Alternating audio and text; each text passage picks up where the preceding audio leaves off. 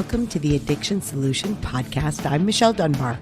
Enjoy listening and watching as addiction experts Mark Sheeran and I cover controversial as well as helpful topics on addiction, how to move past it, and other related subjects. As two of the co-founders of the Freedom Model, Mark and I will give you a completely new perspective on the topics that matter to you.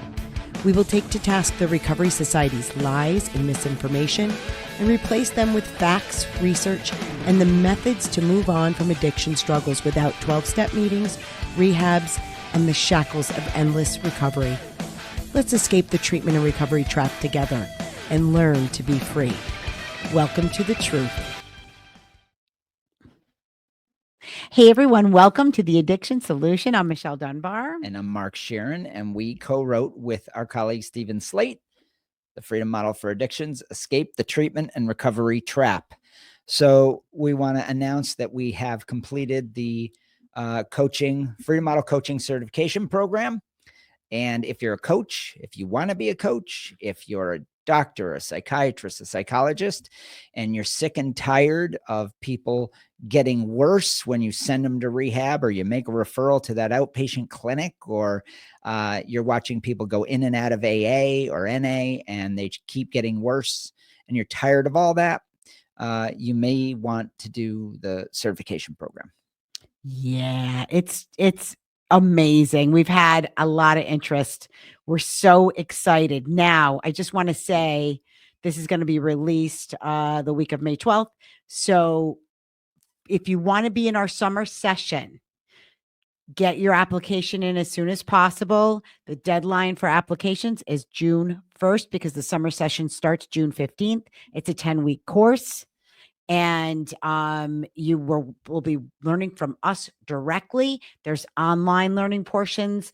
When we have the actual classes that we're going to be doing, it's going to be 2 hours classes every other week. We're going to have 2 separate times for those because we're working with people all over the world. So we want to make sure there's a time slot that you'll get to choose from what fits your schedule better.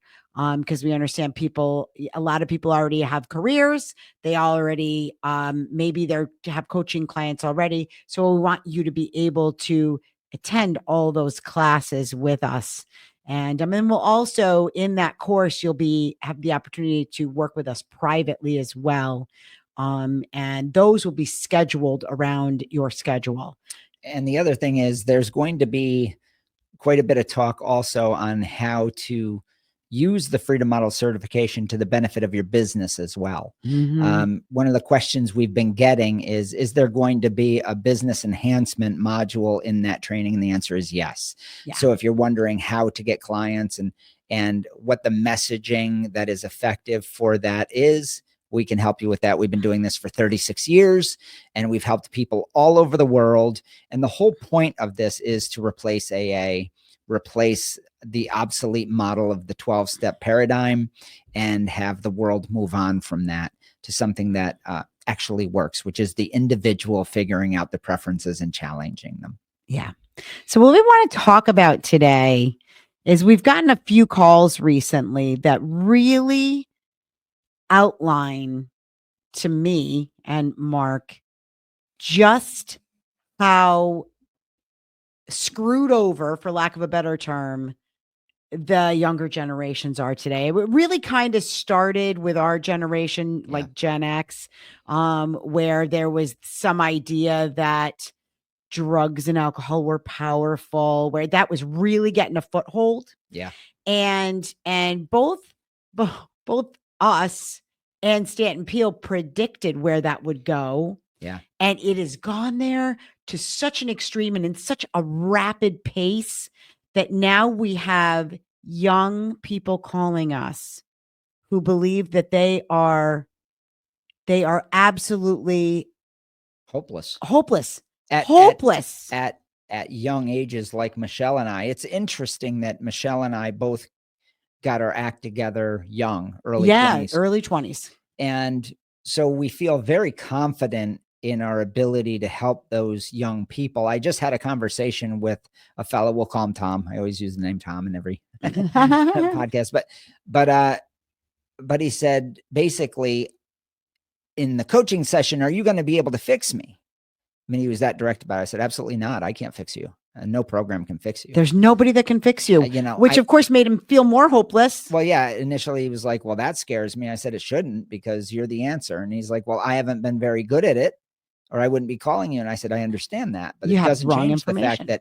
that you have the wrong information. And we went through all the various, beliefs in less than 10 minutes. He listed off probably 8 or 9 fundamental beliefs that are total fabrications of the treatment industrial complex, the propaganda that's keeping him in a Gordian knot. I call it the Gordian knot, sort of that infinite figure eight, sideways figure eight of loop, of where they have their issue, they feel bad, they use their substance or they PMO or whatever it might be, then they feel regretful and terrible, and then they go back to the thing that makes them feel good. Yeah, that they believe they need to make them feel good. And so I posed a couple of questions to him. I said, well, if you really want to know the value you see in these things, because he was like, I see no value. And I said, I understand that that's what you believe, but just tell me what you lose if you quit. And he got silent. He thought about it and he's like, wow, I really believe I need this. Mm-hmm. And it literally took us, in that case, 30 seconds for him to identify all the stuff that he believed had value. And I said, we need to challenge a lot of that, because my God, are you filled with just about every sort of myth that the treatment industry proposes. And I said, where did you learn all this? He's like, the internet and my parents. And school. Yeah. I mean, it really does start with, at very young ages, you're receiving messaging that there are powerful things, substances, your phone, TV, the internet, that can take over your life, that these things are powerful and they get into your brain and they start doing things to you. And what happens is the belief in that has a placebo effect, right? Yeah. Like, you start to behave in ways that are in line with the way you believe. And then your behaviors reinforce those beliefs. And then you start to feel more and more and more out of control. And you frame it that way. And you frame it that way. What's happened with all the propaganda is that children are taught that they're run by their biochemistry. It drives me crazy too, because there's so much information on the internet and these reels. And the irony is, in the reels, they're talking about the internet being the issue. Yes. And the person that's saying it is using the algorithm in the exact way that they say is damaging children, by doing shorts and reels to promote their model. Yeah. I mean, it's so disingenuous, and these people are so full of shit. It's unbelievable, but they believe it at some level because they're using it to their advantage. And so there's this, and then that's just one small point where they take something like reels, shorts, screen time, and they manipulate it into this, you're being addicted. It has some force to addict you and control you. Right. Like that there are these inanimate objects that, when you think about how you interact with the world around you, you have to understand how that works. And how it works is you observe, right? You have all the 5 senses they teach you in kindergarten, right? You have your 5 senses. And so you're taking in information with your senses and you're experiencing it. And when you're a child and you're experiencing it first time, it's raw. Like, you're learning rapidly. You learn how to walk, crawl, and then walk. And then you touch. Little babies put things in their mouths to learn about them. But the older you get, the more susceptible you are to propaganda, because you're trying to learn from the adults in your life. Right. That's the natural way you learn. So back in the day, kids were taught to hunt and gather food and plant and do all this stuff by the adults in their life. And so there's some reasonable thing about learning from your elders. And now though you're bombarded with all kinds of information. So the information, I'm not going to say that screen time isn't an attractive loop that you can Oh, get caught sure. into. I'm not saying that PMOing isn't an attractive loop that you can get caught into. I'm not saying that booting heroin isn't. I mean, you can go through a list of all kinds of things. So I'm not saying that there's not problematic habits. I want to be really clear about our stance here. I'm not saying that suicide rates don't increase when people get wandering into these really problematic habits. Yeah, feel stuck. The question though is what is the actual problem? Yes. The actual problem is beliefs. Yes. In the human mind. So it's not the screen itself feeding you. They call it a feed, right? We get that the marketing model is very attractive. I get that the marketing model for heroin, that it's a warm blanket for your emotions, is really attractive. And so we're not saying that people don't prefer these things. What we're saying is that the belief that it contains power to addict you and that you then don't have the power to stop or regulate that behavior. Once you believe that, it actually becomes that. Yeah. So they literally create the very quote unquote addiction that they're proposing is happening. They're creating it by talking about it, and they own it. They own that. And the whole thing is sort of a concept. It's not a reality. It only becomes a reality when the person adopts it in their mind, takes that on and says, I am an addict. So you're creating this idea in yourself by learning the propaganda, taking it on voluntarily, usually because you're misinformed. When you're not being addicted, it doesn't addict you. It's just something that you prefer. Well, a lot of times it starts too with something that scares you that you see, right? So if you are somebody that experimented with pot, you're 13 years old. I mean, that first time I tried pot, I think I was 12. And you experimented with pot, and then you saw something on the internet that talked about being a cannabis addict and what it does to your dopamine and your serotonin and your brain chemistry, and you start reading this stuff, and then you feel uncomfortable, so you're like, well, I'll smoke again because I felt good when I smoked, right? And so it can be something very, very simple, but a lot of times that's how propaganda starts. It starts by scaring you, by making you think that there's something happening within you that's out of your control. And oh boy, if you get hooked, then you're doomed. Pornography is a great example of this because it has convinced like 10% in the United States, it's approximately 10% of young men that they are hooked and doomed. And when I say young men, I mean young men between the ages of 12 and 25. Yeah. Okay? That they are hooked and doomed, and that their lives are basically going to be crappy for the rest of their forever. Yeah.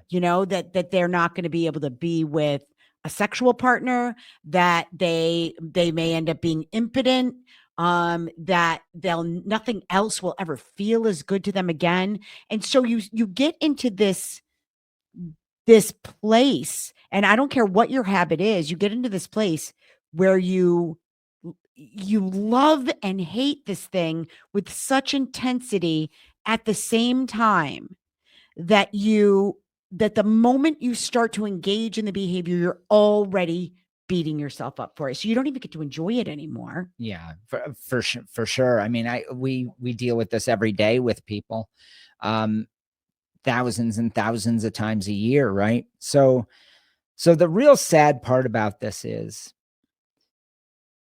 that if you believe that the addiction exists, it does. Yes. And then, as Michelle explained, once you're there, there's no answer, because the answer can't lie outside of yourself. It can't.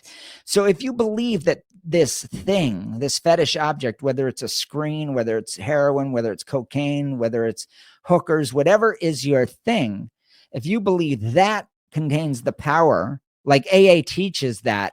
Oh, yeah. I mean, fundamentally, that's where all this propaganda started, was with this powerlessness narrative. So if you believe that, there's no way out, because then you're reliant on something other than yourself To fix you. to fix it. So I had this conversation with Tom, and I said, I can't fix you. And like I said earlier, he said, I'm scared now. And I said, yeah, because you want me to fix you. And he goes, I do. I go, nobody can fix you. There's only you inside of you.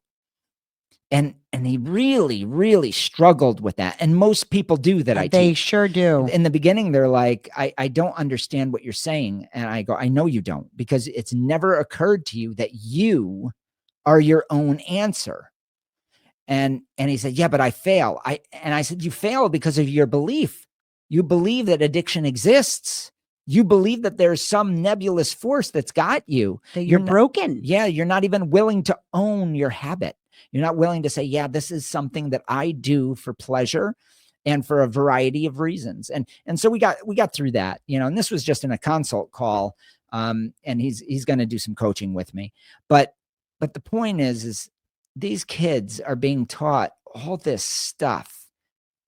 And it's so crazy and so sad, because they're told not only that they need to regulate their behavior from these things, whether it's screen time, heroin, whatever it might be, but also that these are the medications for the soul, that these are things they feel they need, that they're so attractive, that the algorithm is so attractive that they can't stop. Well, so you're literally watching, these kids are watching, looking for solutions on the internet. They're watching shorts, they're watching reels as solutions. And the person in them, I explained this earlier, the person in them is using the algorithm for their business model and reinforcing the things that they say are a problem. Yeah. I mean, talk about a conflict of interest. Talk about an obvious lie. When I do a short, I'm saying, you're fine. You don't need even the freedom model. I mean, Yeah. if you get the idea that you are totally in control and there's no such thing as a nebulous force called addiction that controls you, well, then you're good to go, right? But look don't beat yourself up if you don't understand that, because literally from birth, you've been bombarded with the opposite information, not just from your parents or school, but from everything you've watched. Everybody has a vested interest in you being out of control, but you. Yeah. Right. So the addiction treatment world, and whatever your addiction is now, because you can go to therapy for all kinds of addictions now, right? So the addiction treatment world wants you to believe that this thing that you're doing is all wonderful and all powerful and all evil all at the same time. Yeah, it's everything. It's everything. And then the porn industry, the alcohol industry, the pharmaceutical industry, they want you to believe the same thing too. So it's this marriage of propaganda that there's hundreds of billions of dollars invested in for you to be powerless. Yeah. Right? You're powerless. This thing is powerful. It is everything. And you know what? It's nothing. It's whatever you want it to be. It's whatever you want it to be. It's whatever you want it to be. And the question is, if you're a young person, you should start questioning that.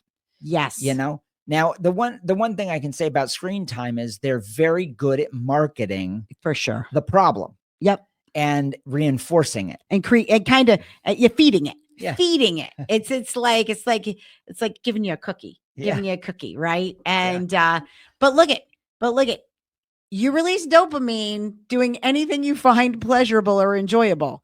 Anything. Well, the dopamine, the serotonin argument is that is what's running you. And that's not what's running you. No. What's running you is your mind. So whatever you believe about life, whatever you believe about your fetish object, whatever you believe you're getting from those things is the value. It doesn't contain value.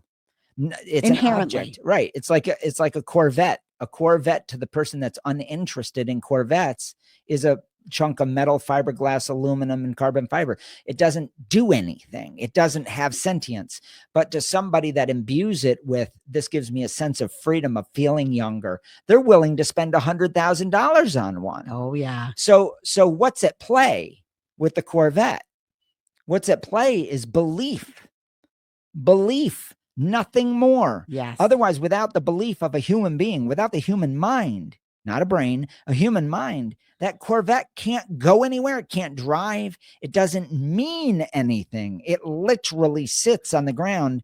And for somebody that's never been taught what a Corvette is, if you took somebody, an Aboriginal person from the jungles of Bolivia, and set them down and said, "What is that?" they wouldn't even know what it is. So we start to see, wait a minute, you have to be taught this. Yes. You have to be taught this. And this is an important thing. So I think it's really important to know that whatever concepts you as a young person, as an older person, whoever, whatever concepts you believe, that's your reality. It really is a matrix. And you can change your beliefs. And it's interesting, you know, when we buy things that we're told will bring us freedom, will bring us happiness. And there's been a lot of studies on this. You find within a very short period of time, even winning the lottery, you find in a very short period of time, people start to get bored.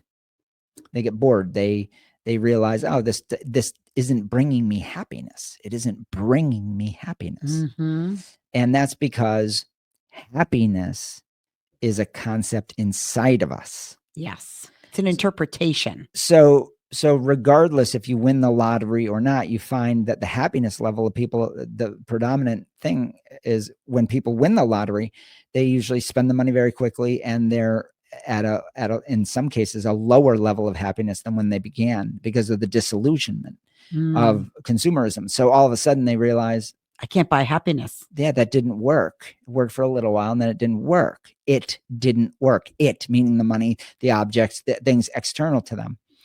And the only thing that works is you and your concept and of that object or that environment. You provide the meaning. So the best way that I explain it in my coaching is imagine that you're a projector. Your eyeballs are the lens. The projector reel is running in your head, and you project out onto the wall, onto everything around you, meaning. And that's your story. You're creating your story with your projector. Your mind flowing through your brain out, that projector is projecting out meaning in your relationships, into your wife, your husband, your spouse, whatever, your partner, into the car you drive. Oh, I hate that car. So you imbue hate into an object. The car has no ability to cause you to hate it, right? It doesn't know. Okay. So you then decide. So you might say, I hate it because it breaks down. But to a mechanic, he might say, that's a challenge. I wonder why it's breaking down. They project in a project. When somebody who's not mechanically inclined will say, I project into that. I hate that fucking car. It always breaks down. So then you might have another guy that actually goes and buys junk, right? Because they're projecting, I can make money on junk. So here's my point. You're doing this all the time. You are your addiction. You, the way you see things is an addiction. So it's really not addiction. It's value. Yeah. It's value. You're just imbuing your projector into them, and you create the meaning. You create your theater. You have actors in your theater. They're your family, these people that come in and out. You set the stage. Why do you think they say, boy, he's a character? Because they're a character in the theater of life. That's why Shakespeare said, all the world's a stage. Mm-hmm. You know, he's literally a metaphysician at that point. He was saying that we imbue our world with meaning, and they're doing the same thing. And everybody has an agenda of their own, trying to be happy. Yeah. So you're not addicted. You're just creating value in things that you are projecting out into that thing. And you're saying, I need that. Why? And that's what we do in coaching. Why? Yeah. Figure out your why, your personal whys. What are you projecting into that thing? Any therapy, any treatment, any person that says they're trying to help you, if they tell you you are powerless and out of control, they're wrong, and they're not trying to help you. They're trying to create a lifelong customer. That's right. They're trying to control you. Yeah. That's the control model. You have the control model or the freedom model. I want to qualify that. They are probably misinformed, because I think the vast majority of people in the addiction treatment world, and even 12 steppers, mean well. They're just misinformed. Yeah, they can't help but control. They've been provided a model that is based in control and manipulation and coercion, shame and guilt and fear. You cannot help somebody to solve a problem with those three things. Shame, guilt, and fear belong nowhere in any kind of, it's so interesting to me that people bought into the addiction disease model so readily. And I know why. I've studied it. I've seen the history, but nobody stopped to question, or not enough people stopped to question, why we would say someone is powerless and out of control and throw them in jail.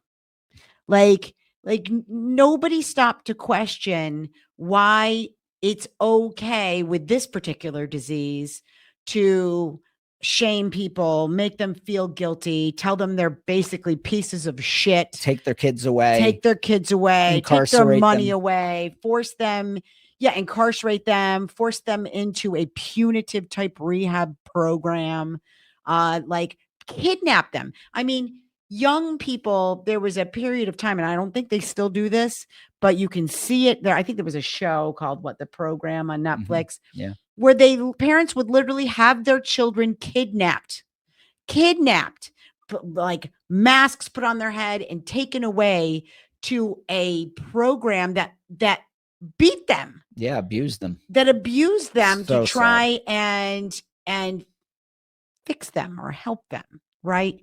There is no way that that's effective for anyone. So here's the interesting thing about the freedom model. One of the criticisms we get is, you just say an addiction is a choice. It's a choice. And it's like, yes, because it is, because nobody's ever out of control. And they're like, well, that's just punitive, and that's not compassionate. And I'm like, so it's more compassionate to tell people that they're permanently broken, disabled with a disease that they'll have forever, that nothing will ever feel as good as the thing that they're addicted to, that they can't have. It's more compassionate to force them to go into a rehab and tell them, you have to stop, not do this ever again, even though it's the most wonderful thing you've ever done. Yeah. And then that somehow that's compassionate when it's not even true. When it's not even reality. So think about this. Most of the people don't really believe in the disease when you start to debate it. They can't, they know something's amiss, but yet they're still wielding it as the enlightened, this chronic progressive brain disorder disease, right? And this is the enlightened view when they don't even really believe it. They don't. They use it as an excuse to control you. That's right. It's about money. It's about money. All of this is about money. All you have to do is ask yourself, why are they doing what they do? It's about money. It has nothing to do with really getting people well. Now, that's not to say that the person that's getting a paycheck on the floor staff of a rehab isn't trying to be helpful. They are. Yeah. They're just horribly misinformed.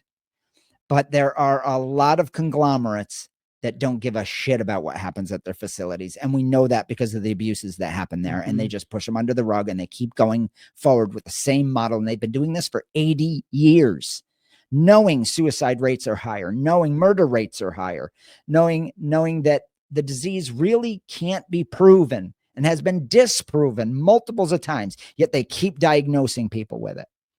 But I think part of it is they can't be, when you get so deep in the matrix, right? You get so deep within a belief system in your mind, it becomes almost impossible to see alternatives. I agree. As being viable, right? Agree, so, which is why, every day we get emails from people who found our book, found our podcast, and they're like, oh my God, like they had a small enough opening or window in their belief system that it cracks it wide open. Yeah. And so all of a sudden you start to see the matrix for what it is. Yes. And you're like, oh God, this is, really was deep. Mark and I were deep into it. We grew up in it. Yeah. Okay. So we understand it from both sides. And that's why our coaching certification program is so important to us. It is our life's work. Yeah. It is to change the way people view addiction, to change the way people are helped with it, because you can be compassionate and tell the truth, right? You can be understanding and empathetic and let people know you're the only one that can change this. Yeah. I mean, isn't that, and I could show you how, if you're open to it, but it's going to challenge you to your core. Yeah. Right. Yeah. But you know what's amazing is that once there's the old adage of can't unring that bell. Once you see the matrix for what it is, and once you've been trained in the freedom mile, you go down the road, and we usually within 3 sessions or some portion of the teaching, people go, holy shit, this makes it blows their mind. Yeah, it does. We get that all the time. It's mind blowing, So, but anyway, so just know that if you're suffering out there, you don't have to continue to suffer. No, you are your solution. You Yes. need new information. You don't need treatment. You don't need recovery. There's nothing to recover from. Now, if you need detox, that's a different issue. That's a physical issue. You obviously go to a hospital and get detoxed. But it's a simple medical process. Yeah, it's you're poisoned, get detoxified. Got it. What we're talking about is all this other stuff, this apparatus, like you got to go to meetings and all this recovery nonsense. You don't need any of that. There's nothing the psychology of it. Yeah. We figured it out. Like for real. Yes. Okay. Yes. Like we've been doing a really long time. And that book is we published that late in 2017. And every time I go back to it, I had to be back in it this whole year to write the certification program. Mark and I did. And every time I read it, I'm like, it's fucking timeless. It's is timeless because it's truth, right? Well, as long as the treatment lie is out there, as long as recovery exists, this applies because this unends it. Yes, absolutely. Upends it. And okay, in our solution workshops. So one of the things that the solution workshop talks about the binge construct. The ball. Oh yeah, the disco ball, right? It talks about the disco ball. And I've never seen it put that way. And it's such a perfect analogy because the disco ball with all its shiny little sections, all those are your beliefs, right? Those shiny little sections. And all it takes is to blot out some of those, to start to change one or two of those, and it all falls apart. Yeah, disco balls are not very structurally sound. And when you start removing one myth and then another myth and your shiny binge construct, all that value, all that meaning with your projector that you're imbuing into this drug or fetish goes away. It goes away. It just shatters, and it's like a house of cards that falls apart. When you see the Corvette not as a vehicle for your freedom and your emotional health, but rather a car, a grouping of metal and plastics. When you see it for what it actually is, its value diminishes massively. So once you do that with a substance, once you do that with pornography, once you see it for what it is, and then why do I feel the need to feel free? Why, as a Corvette owner, I'm not picking on you, by the way, I like Corvettes. I do it with my Harley. I imbue all kinds of stuff into the Harley, right? That's part of the love of life, of being a human being. And it's wonderful part of life. Yeah, we are providing meaning to everything in our world constantly. We are creators. The question is it fully fulfilling, satisfying, and making us happier? Or is that meaning inappropriately taking us down a path of such deep mythology that we're not getting the results? Right. And then we call that an addiction. And then we get really confused around all these external things, when reality is my projector is what's faulty. The way I see that drug, the way I see that relationship between me and PMOing, or whatever the fetish might be, that's the problem. And when you fix the mind, meaning you change your mind, think about that truism, and then you can change the characters, then you can change the meaning, then you can change all the things around you that you see. And it gets easy. It does get easy. It's effortless. It is. It's effortless. I think that's it. That's where we're going to end today. Now, if you are struggling and you want a coaching session or 2 or 3, go to thefreedommodel.org and coaching. There's a coaching tab up there, and it shows you on the coaching tab our workshops and our packages. If you are looking to become a certified Freedom Model coach, you also can go to thefreedommodel.org, and there's a coaching certification tab that will have an application on it. You can fill that application out. We have 3 upcoming certification sessions, 10-week sessions. You only need to pick one. The first one starts in June. The next one starts in August, and then the winter session will start in December. So if you need to save up some money or get some financing to do the coaching certification with us, you'll have time to do that. So, but we've gotten in some applications for our summer session. And so, yeah, if you're interested in that, go there right away and apply. All right, everybody, you have a great day. Bye.